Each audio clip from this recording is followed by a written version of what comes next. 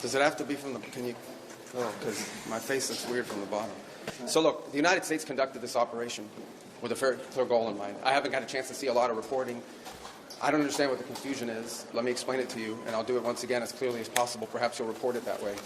The United States is conducting an operation to eliminate the threat of Iran's short-range ballistic missiles and the threat posed by their Navy, particularly to naval assets. That is what it is focused on doing right now, and it's doing quite successfully. I'll leave it to the Pentagon and the Department of War to discuss the tactics behind that and the progress that's being made. That is the clear objective of this mission. The second question that's been asked is, why now? Well, there's two reasons why now. The first is it was abundantly clear that if Iran came under attack by anyone, the United States or Israel or anyone, they were going to respond and respond against the United States. The orders had been delegated down to the field commanders. It was automatic, and in fact, it bared to be true, because in fact, within an hour of the initial attack on the leadership compound, the missile forces in the south and in the north, for that matter, had already been activated to launch. In fact, those had already been pre-positioned.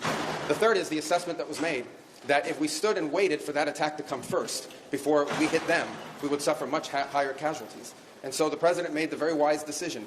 We knew that there was going to be an Israeli action. We knew that that would precipitate an attack against American forces. And we knew that if we didn't preemptively go after them before they launched those attacks, we would suffer higher casualties and perhaps even higher those killed. And